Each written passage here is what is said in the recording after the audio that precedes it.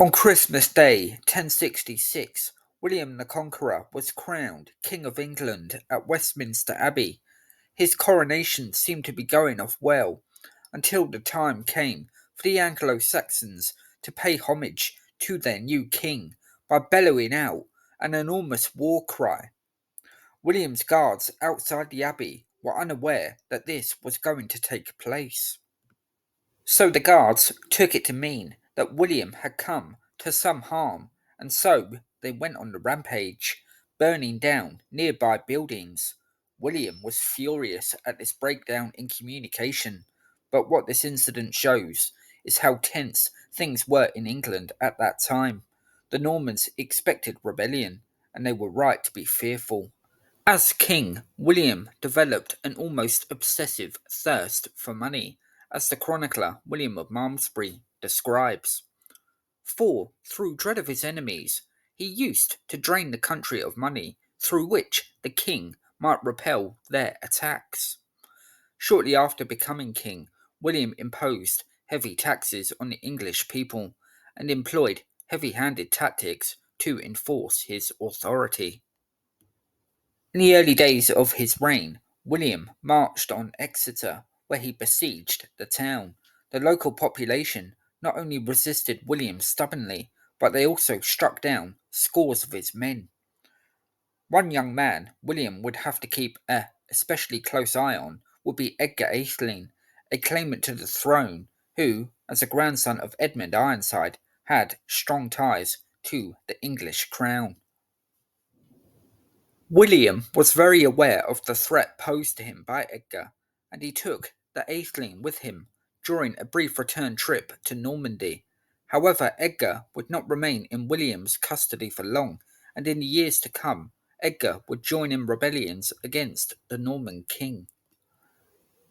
The taxes William imposed went on a remarkably vast programme of castle building, the ruins of which can still be seen far and wide across England today. The Anglo-Saxon Chronicles says, shortly after Easter 1067, William went to Nottingham and built a castle there. So from there to York, and there he built two castles, also in Lincoln and elsewhere in those parts. William was obviously a man ill at ease, desperate to establish his total authority over his new kingdom, and much of his focus would be in the north.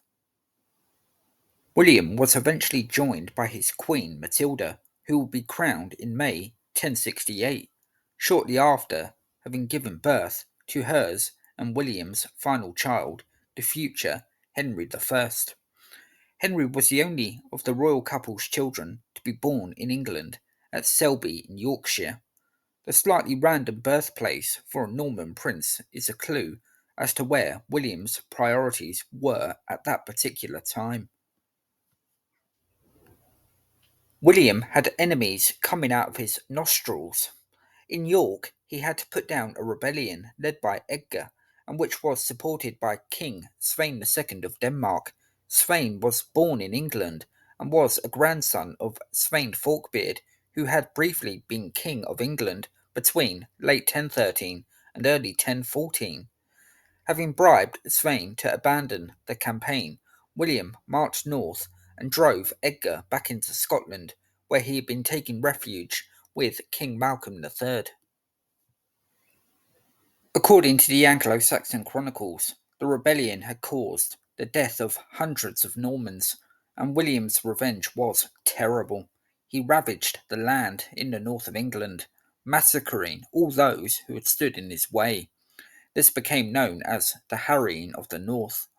Many died quickly at the hands of the Norman sword, others a slower, more miserable death, as access to food was denied to them by the killing of animals and the burning of crops. Dead bodies lay strewn everywhere, and disease spread. Just prior to that, William had other unwelcome guests in his kingdom. Three men named Edmund, Godwin, and Magnus had arrived in England, having sailed over from Ireland. They were sons of the man William had defeated at Hastings, Harold Godwinson. Harold's sons raided across the southwest and took their plunder back to Ireland, but they were not finished, and they soon returned with a large force, landing in Devon. One of William's loyal magnates, named by the Anglo-Saxon chronicles as an earl named Brian, marched westwards to meet this latest danger. The Normans defeated Harold's sons at the Battle of Northam in 1069 and put an end to this particular threat, and it's possible that Magnus died in the battle, with his two brothers not surviving him much longer. A more famous rebellion was led by Hereward the Wake. Born in Lincolnshire, Hereward was a troublesome youth who eventually angered his father to the extent that he was banished from the family home. After a career of travelling far and wide, a more mature Hereward returned home to find a truly gruesome sight.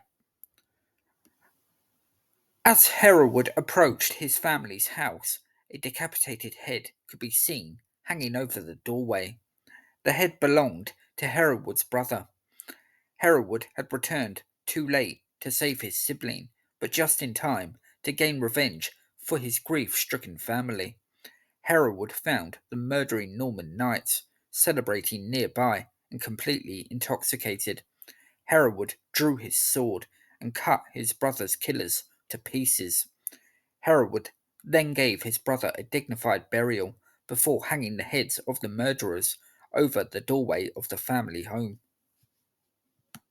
These knights had earned King William a very dangerous enemy, and Hereward would lead revolts across the country, but most extensively in Ely. Hereward's defiance supposedly earned him the praise of the king himself, who allegedly called Hereward that fine knight, although whether William would refer to an outlaw in such terms is dubious. In 1075, although he was sitting more securely on the throne, William still faced dangerous opposition. Two earls named Ralph and Roger formed a plot to drive their royal lord from his kingdom. This is known as the Revolt of the Earls. They gathered men from Brittany to join the plot and also sailed to Denmark to seek support from Svein, who Ralph and Roger knew they could entice to support them, as Svein had his own, albeit weak, claim to the English crown.